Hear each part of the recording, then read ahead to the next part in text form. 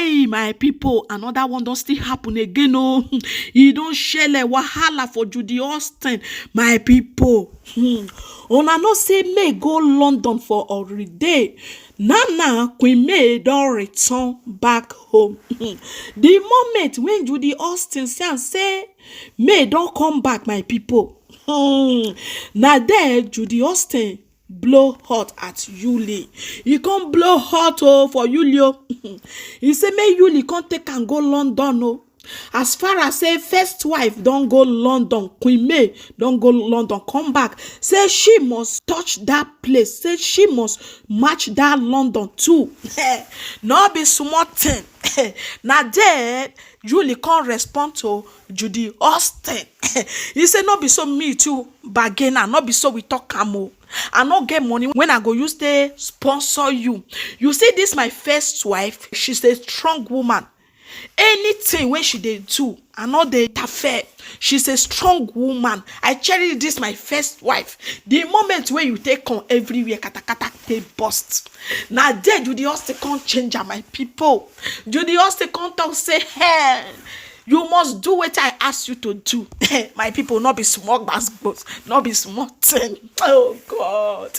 He say you must sponsor me. I go London. Many people for no say I go London. My people, not be smart enough now. There, now so Yuli for say Mehi Kaba, you know the sponsor and go London. Now there, JudyAustin can't say hey, you never see anything. Wahala for JudyAustin. No, say Yuli, you never see anything. My ex-husband, they sponsor me, they train me for school, they do everything for me. As far as say I don't come your life now, you must continue where you for stop. Hey. Now there you for put hand for head or say I want them my people not be smarting. I say matter the grand. MayYul welcome. Queen May welcome. Welcome back home.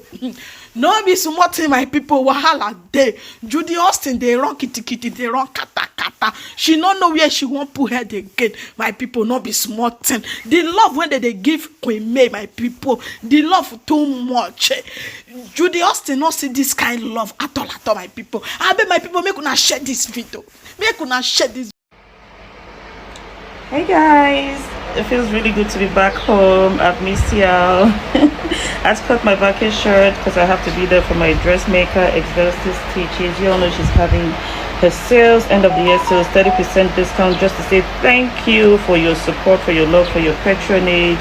And guess what? I have something for you guys as well. I have a gift. So if you walk into the store, don't forget to ask for your gift. And if you are far away, maybe you can make it to the showroom. Not to worry, just place your order online and I'll definitely package your gift for you. I've met KB. I've not had good makeup in a while. Can we come and say hello? Hello. Zayn, yeah, Zayn is here. Come say hello. Hello. All right, guys. So I'm getting ready to go to the showroom. So see you guys in a bit.